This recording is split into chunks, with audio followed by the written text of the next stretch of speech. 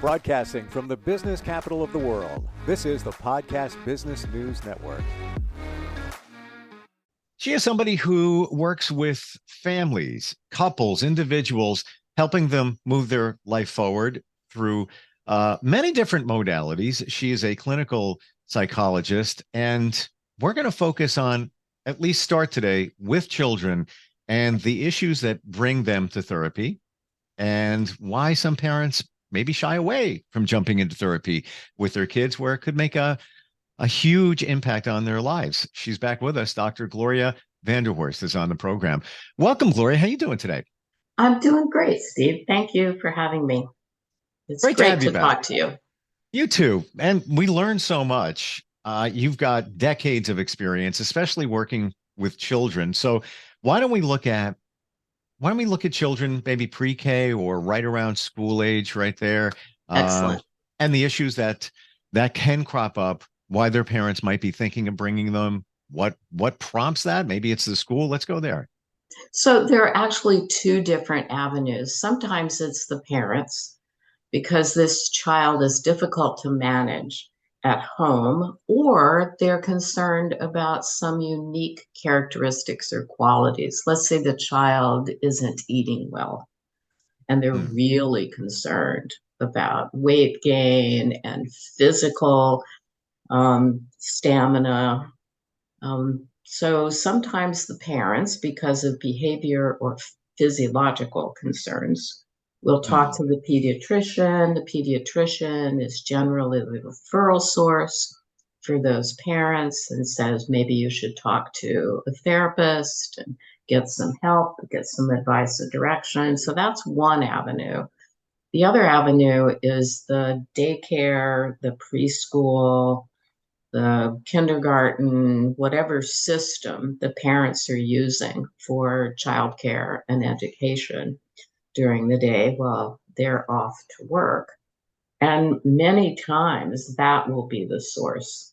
The teacher in that system will talk with the parents and say, your child is more difficult to manage than others, or your child is shyer than others, right? Not willing to engage with the other children, spending a lot of time in isolation.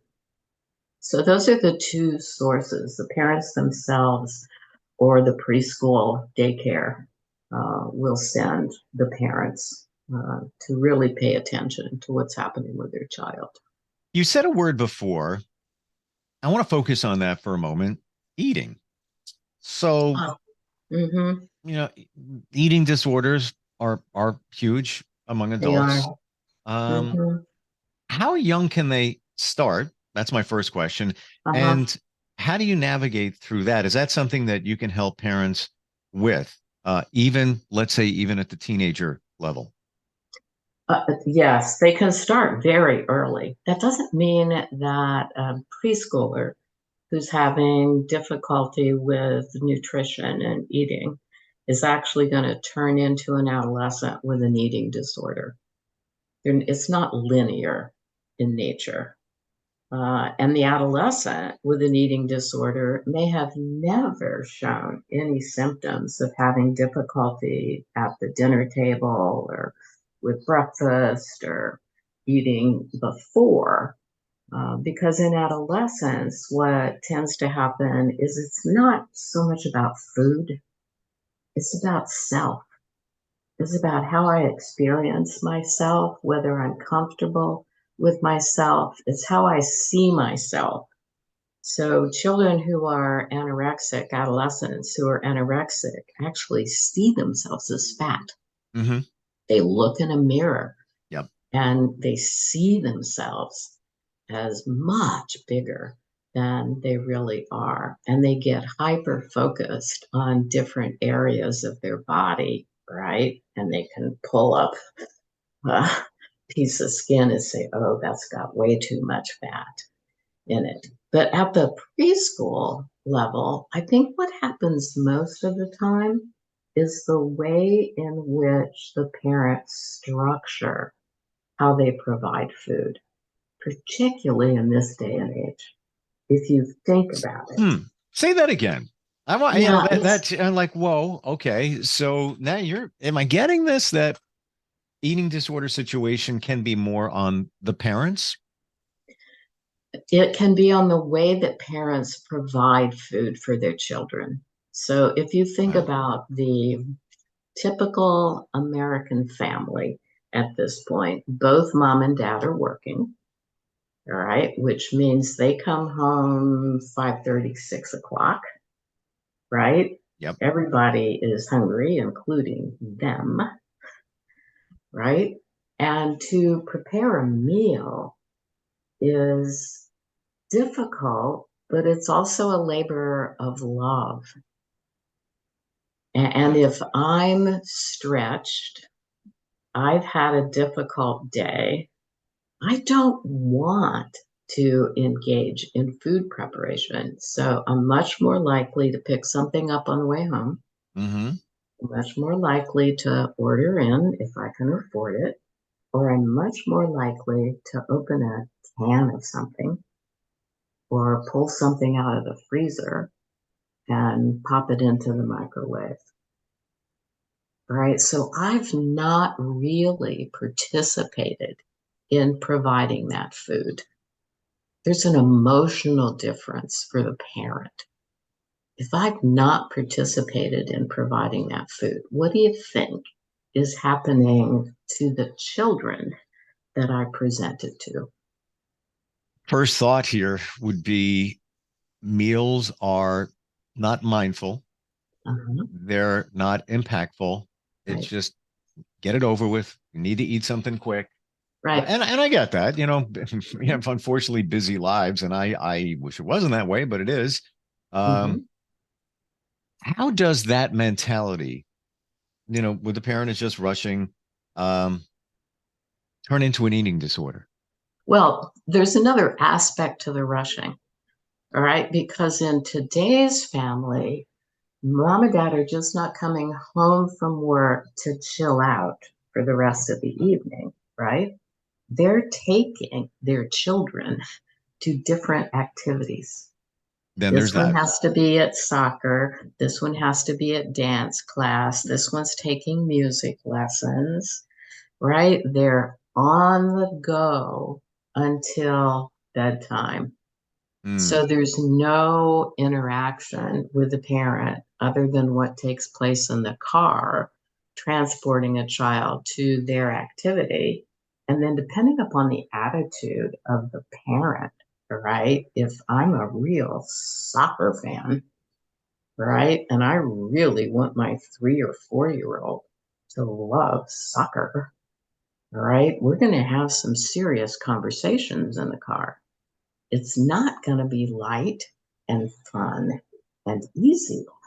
It's going to be stressful.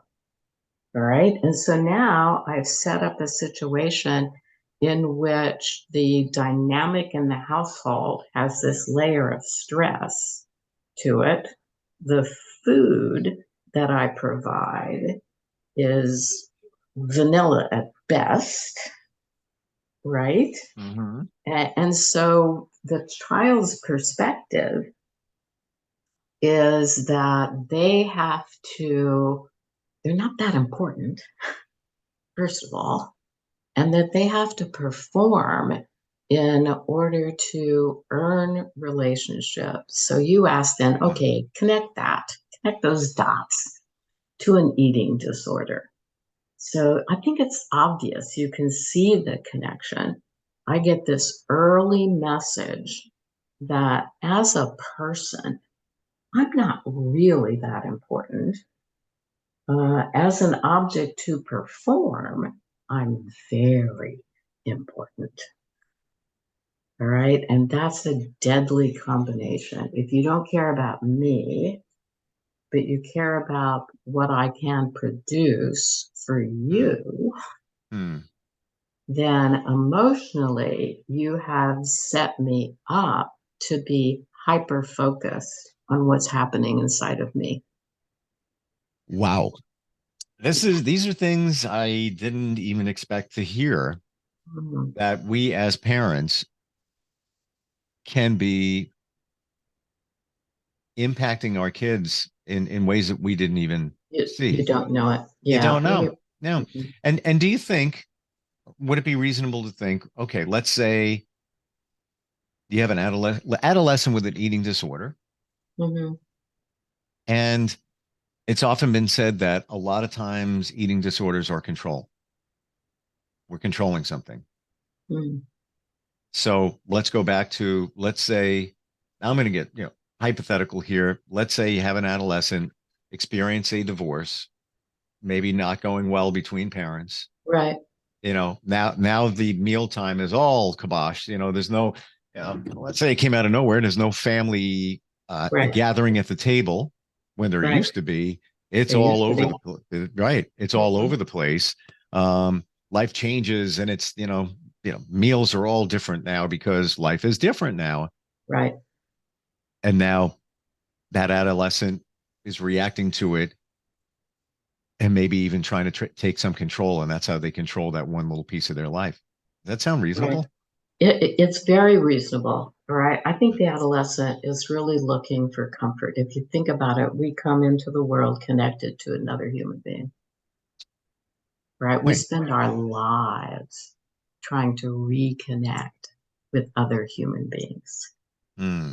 right? Yeah. And if inside our family of origin, there's little opportunity for genuine connection, right? Mealtime used to be a time where the family sat, they chatted, they reported about their day. There was connection, right? Which said to the child, "You're valuable to me. Hmm.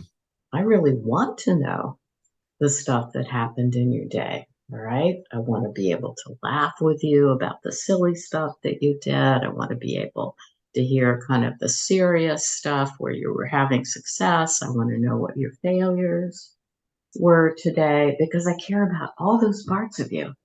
Now that piece is completely gone, right? If Wow. you don't care about all of those small parts of me, what am I to do? What am I to think? What am I to feel? What will happen to me next, right?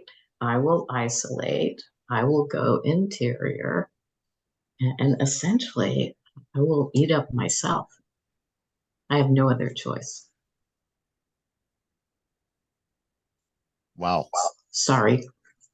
Yeah. Well, you know what? It's it's real, but it's when you think of that, mind blowing. Mhm. What can happen?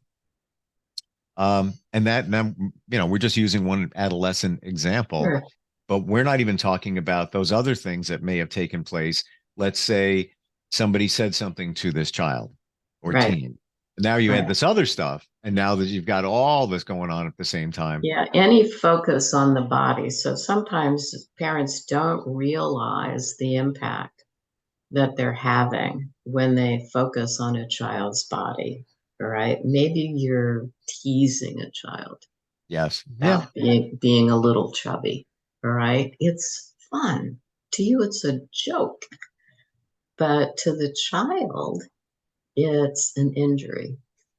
It's there's something wrong Yeah. with me, right? Or maybe you're a mom who's hyper focused on the way that their children look, I was just going right? to go there. And Yeah, maybe, so they have to be dressed in little Polly Flinders dresses. Remember Polly Flinders dresses?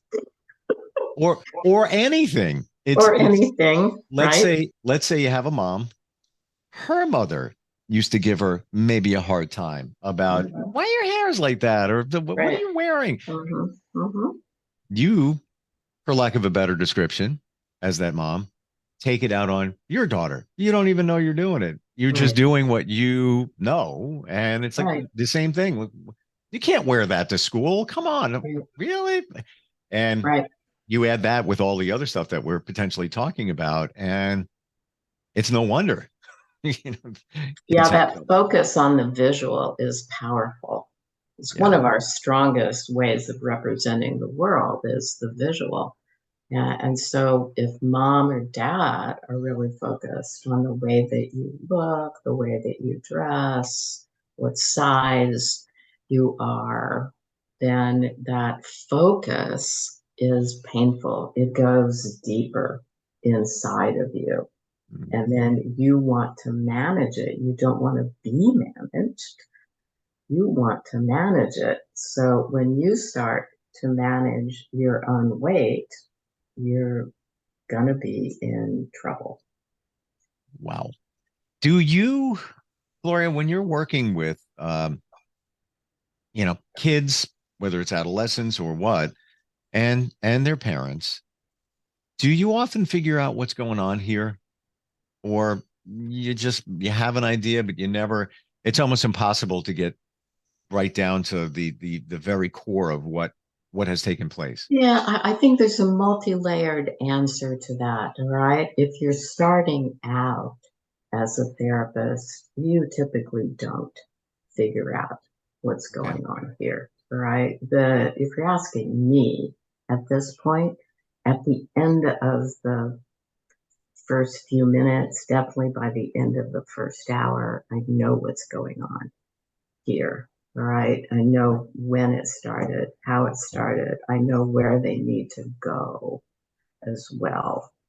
But that's based on, decades of experience with Wow. families. You can't observe a family, different families over and over again without absorbing that information. Hmm. And is it something that you would work on individually? Let's say it's an adolescent and with the parents, or one-on-one sessions. How does that all look? I think it looks like a combination, right? And that combination might be that you get another therapist involved to work with the adolescent. You do a coordinated interaction with that therapist and the whole family system. It could be that as an individual therapist, you stay with the entire system, have different sessions with the adolescent, different sessions with a parent, different combinations of parent, child, sibling, and child, because it's a whole system. Everybody that lives in that household participates in some way. Well, this is very true. Hmm. Yeah. There's, and you might not even realize it because it could be a sibling Right. that, and I'm not saying contributes in a bad way or anything like that, Right. but it's all part of Right. the, It's you know, all part of the system, right? We yeah. live in this petri dish. We live in a milieu of different people, different dynamics, different relationships. Hmm. And as an adolescent, I mean, the reason that we have protective laws for adolescents is their brain is still developing, all right? Their decision making cannot be treated as, oh, this is rational, this is final, this makes perfect sense, Right. right? You just can't allow that to happen. So Let's it takes a village. let's go back talking about preschool or just at school age. You Mhm. had said more times than not, then at that time, I think it's just that age, Mhm. but enlighten us. Usually boys, more times than Usually not. boys, It's right? boys. Hmm. Usually boys. Why is that? Well, there's a very good reason for that. One little known fact is that males come into the world with a broader range of emotional expression than females. Think about I will be saving that one. that. Think about that. That's No, factual. That's truthful, right? But we don't acknowledge that as a culture, no. that boys will have a wider range of emotional expression. And in fact, as a culture, long term, we train males to have a much narrower range of emotional expression. So the teachers in preschool are mainly what? Females. Okay. Females, all right? You'd be hard pressed to do a survey and find a male preschool teacher. Now, the guy that comes in and does gym with the preschoolers is typically male, but the day-to-day teacher is a female. And Wow. so she does not expect this boy to have a really broad range of emotional expression. So when he's using that full range, he stands out as different and inappropriate, right? And Sure. so we need to talk to his parents about the fact that sometimes he gets too loud, or sometimes he gets too morose, or sometimes he gets too busy, or he's always too something, Hmm. right? And so we're going to then refer him out and have somebody do an evaluation of him and see what we can do so that he's not too of anything anymore. Wow.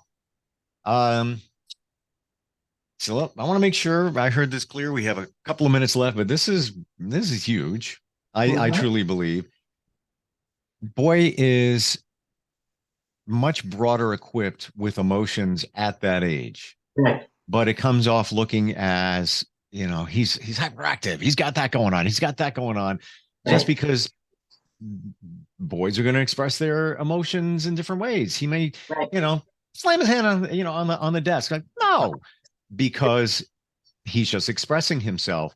How right. does that look? He'll move around more, Right, right. right? Just because he's a kid, he doesn't know how to do it.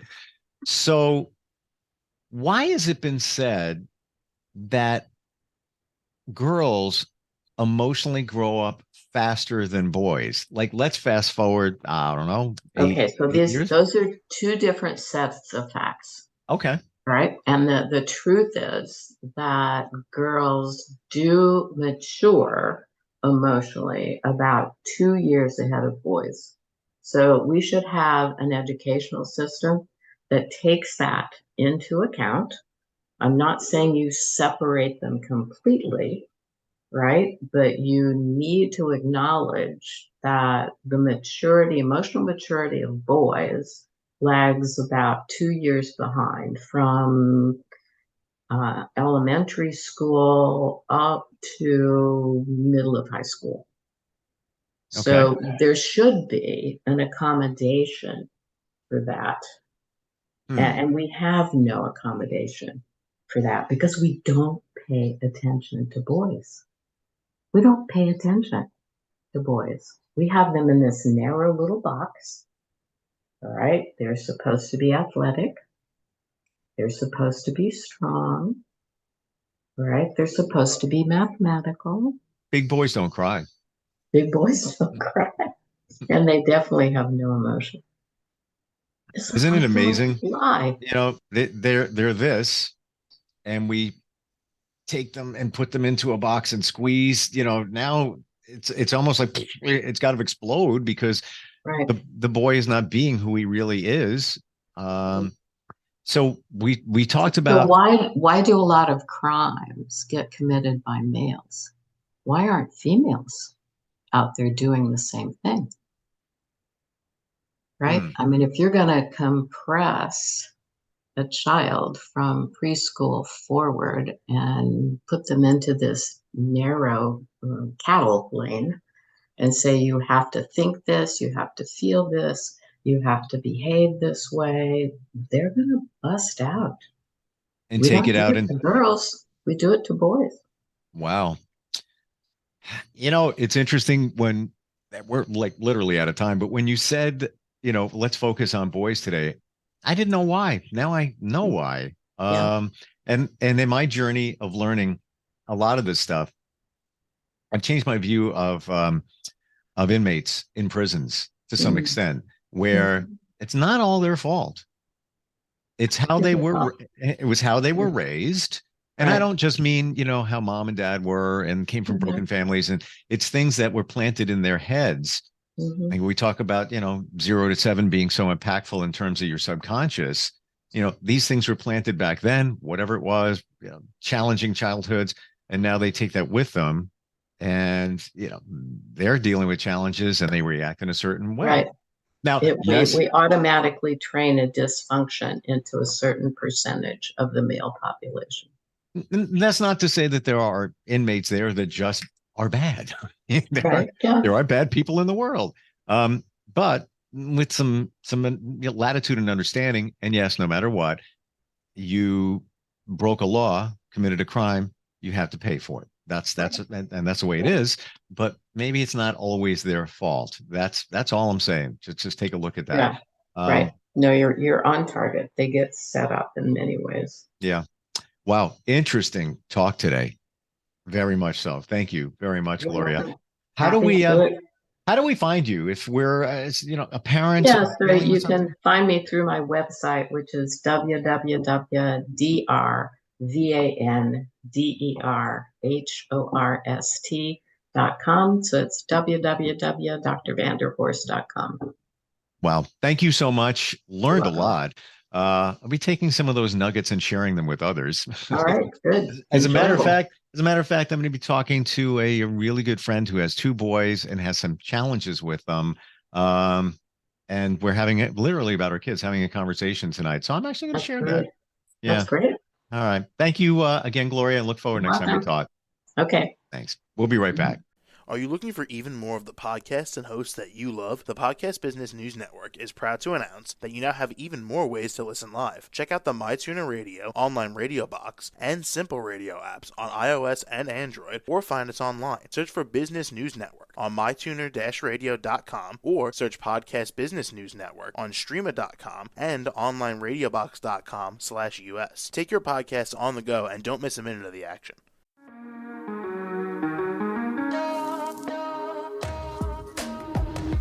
Broadcasting from the business capital of the world, this is the Podcast Business News Network. For nearly 2,000 severely injured veterans, everyday life has become filled with barriers. Day-to-day simple tasks can become pretty daunting. I have to carry my chair up 2 flights of steps or have somebody do it for me. What scares me the most is just the falling. When I'm struggling with my house, I think, to have that one great barrier just knocked down, it's crucial. Home for Our Troops is a wonderful nonprofit that builds a mortgage-free, fully adaptive, handicap-accessible house. And there's no catch. It'll be our very first home that we've ever owned. This is a game changer. This is where your life begins again. We need you to join us in completing this important mission. Please visit hfotusa.org and help build homes and rebuild lives. Because of you, everything's going to be okay.